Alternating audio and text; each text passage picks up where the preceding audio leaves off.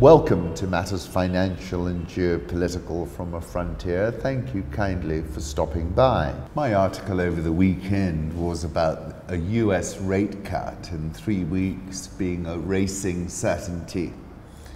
It is now the received market wisdom that a US rate cut in July is now all but certain. In fact, the market in its wisdom is now pricing in 4 rate cuts through 2020. US core CPI is at 2.1%, unemployment is at 3.7%, GDP growth at 2.4%, consumer credit is growing at an annualized rate of 5%, and US stock markets have punched clean through to fresh all-time highs. In fact, it is being reported that Chinese journalists have been proscribed from comparing the US and Chinese stock markets. This is indeed a quite incredible moment in monetary policy making, where the markets have led policymakers by the nose into a situation of voodoo economics, plain and simple.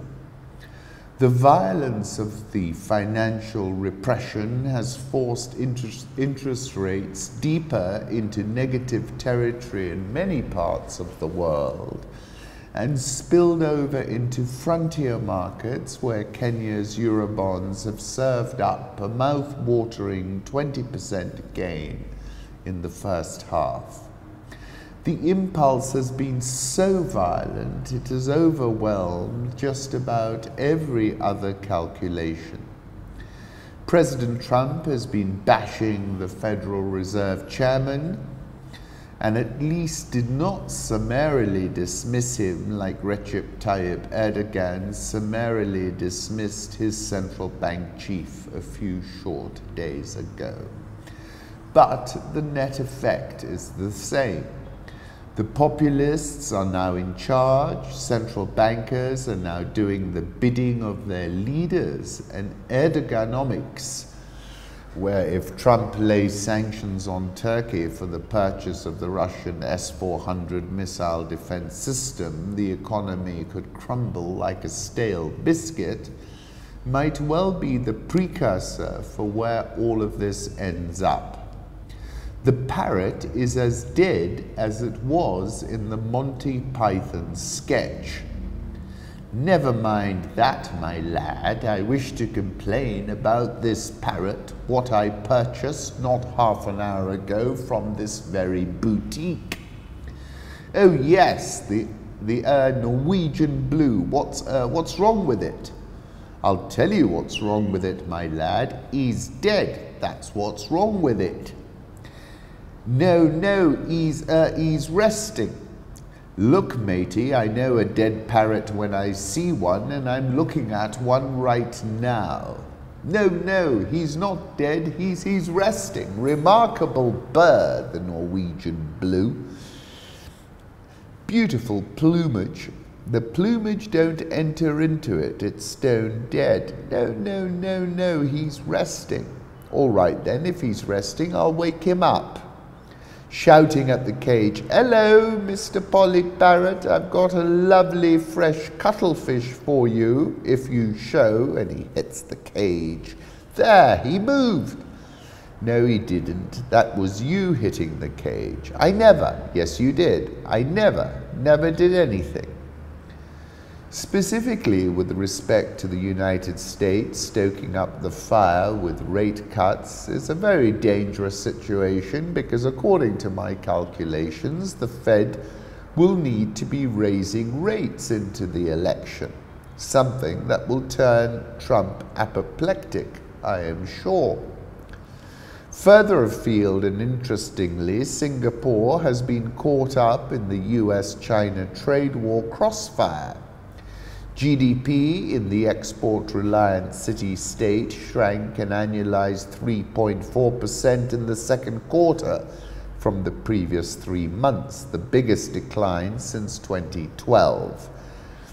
Singapore is an outward-facing economy, unlike the US, which is much more inward-facing.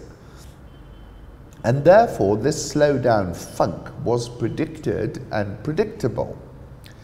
Staying in that part of the world, Hu Ziyin, who tweets Xi Jinping's thoughts in real time, a level of freedom that no Chinese journalist or media has been expressing his unhappiness about developments in Taiwan.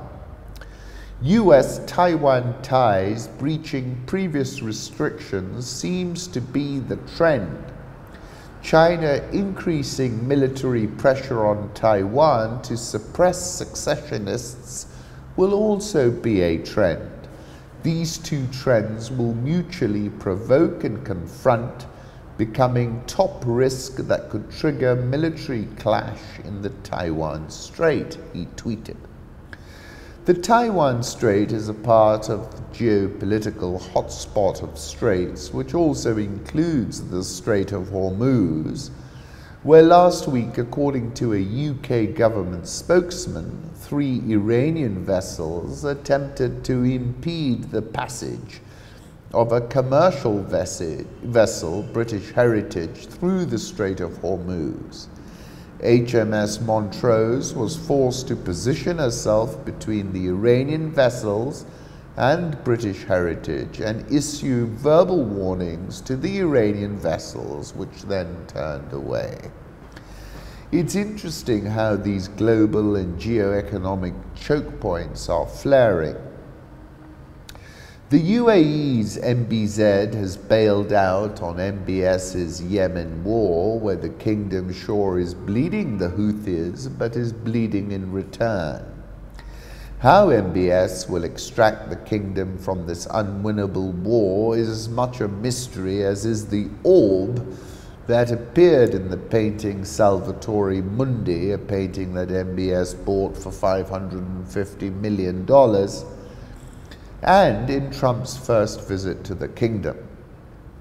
We might yearn for President John Magufuli's more simple world. He urged Tanzania's women to set their ovaries free to have more babies to boost the economy.